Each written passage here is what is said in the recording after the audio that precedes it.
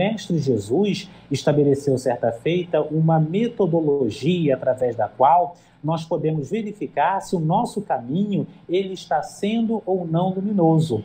Quando ele expressa a seguinte sentença, axioma e pensamento, abre aspas, pelos frutos conhecereis a árvore, fecha aspas. Ou seja, como está a sua vida, o seu mundo interno?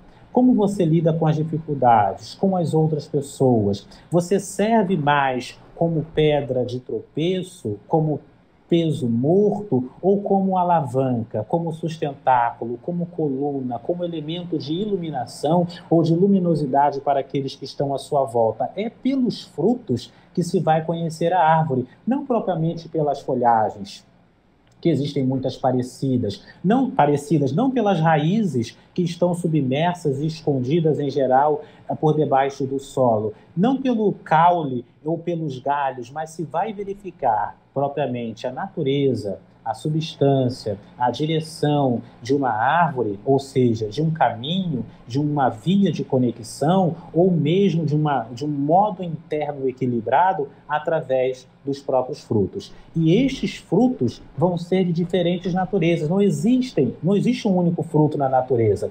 E todos os frutos são harmônicos. Ou por um acaso, a laranja ela é superior propriamente à pera.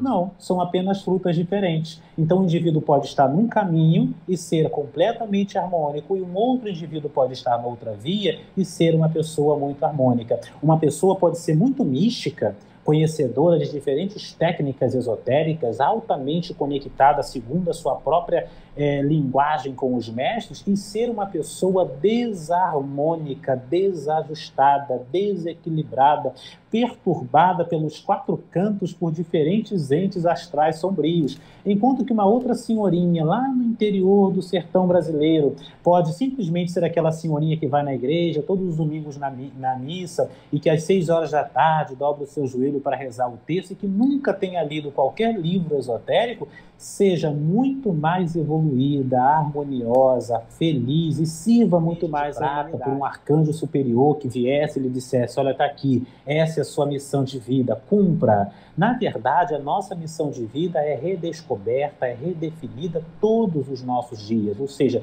o que nós temos que fazer, na verdade, não é procurar por ela como se estivesse perdida, mas é observarmos a circunstância em que nós estamos, circunstância social, familiar, educacional, religiosa, política, filosófica, mística, ou seja, financeira, aonde estiver a nossa possibilidade, o nosso caminho. Observarmos o nosso mundo e, a partir daí, estabelecermos o melhor ideal possível, que seja, claro, algo razoável, também não há de ser algo excessivamente distante do nosso próprio mundo, a fim de não tentarmos dar um passo maior do que as nossas próprias pernas, e a partir daí, sim, nós podemos construir a nossa missão de vida e o nosso propósito. Então, a melhor maneira de se encontrar um propósito é parar de procurar um propósito e começar a definir um propósito. Então, eu defino o meu propósito, e aí eu tiro a responsabilidade de Deus, do anjo,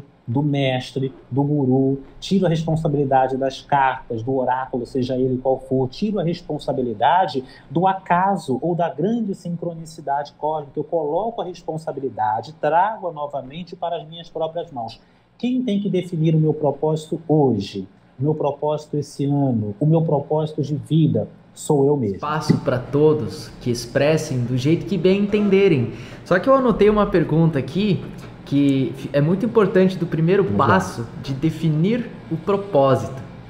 Aí que vem a pergunta, como é que eu faço para definir o meu propósito? O que eu preciso usar para isso? Exato. Vejamos que a gente já avançou, ou seja, hipoteticamente, dentro desse caso, né, dentro deste exemplo aqui geral, nós substituímos o procurar um propósito, que não está escondido em lugar nenhum, ou encontrar um propósito, como se alguém fosse nos concedê-lo, pelo simplesmente definir. Agora a pergunta é como definir? É uma outra problemática, uma segunda etapa desta solução. E a definição ela vai se estabelecer, em primeiro lugar, conforme nós até posicionamos anteriormente, pela observação tranquila, consciente, livre propriamente de rancores, de ressentimentos ou de invejas, de desejos um tanto quanto megalomaníacos ou desvirtuados e desconectados do nosso próprio mundo. A gente observa o contexto em que está e estabelece dentro deste limítrofe um ponto adiante. Ou seja, como eu poderia tornar o meu mundo, a minha pessoa, a minha linguagem, os meus familiares, a minha comunidade, a minha religião, a minha fraternidade mística, esotérica, religiosa, ocultista, seja lá qual for, melhor? Como eu posso melhorar o mundo em que estou? É a partir destas duas conexões, a observação clara do que está fora e um conhecimento do como eu posso melhorar é que eu posso definir um propósito. E isso é importante ter essa visão clara, pés no chão, Frater Lucas. Por quê? Porque, por vezes, quando se fala em missão de vida, talvez o senhor também tenha verificado isso, a pessoa pensa em algo enorme, algo um tanto quanto dantesco, algo dantesco no sentido de ser grandioso, né? Algo um tanto quanto fora dos padrões, não? Porque missão de vida é Madre Teresa de Calcutá, que largou o seu conforto na Europa e foi em viagem para a Índia para servir aos pobres.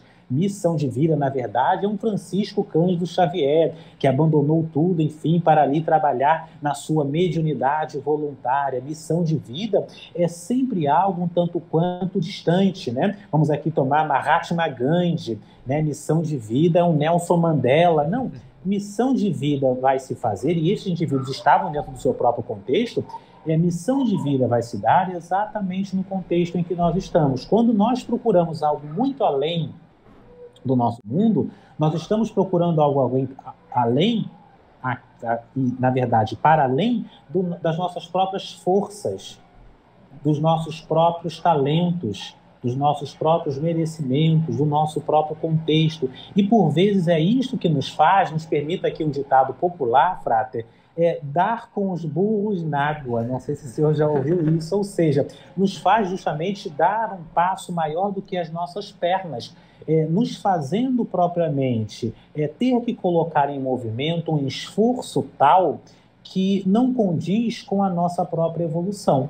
Não é porque Buda, ou melhor dizendo, Siddhartha Gautama, ele empreendeu um determinado tipo de caminho e conseguiu um certo grau de iluminação dentro de um contexto histórico de uma via que todos nós temos que seguir. Ele, muito possivelmente, já vinha preparado de encarnações anteriores para suportar a dor, a luz, todas as dificuldades e as idiosincrasias daquele caminho particular. Cada um tem o seu próprio caminho, a sua própria história e os seus próprios propósitos estabelecidos mediante esses dois critérios, daquilo que é externo e daquilo que é interno. Vejamos que um tiro de canhão, digno Frater, se nos permite essa imagem aqui mental, dada de um navio, ela derruba o opositor. Mas o mesmo tiro, dado do mesmo canhão de um barquinho, afunda o barquinho.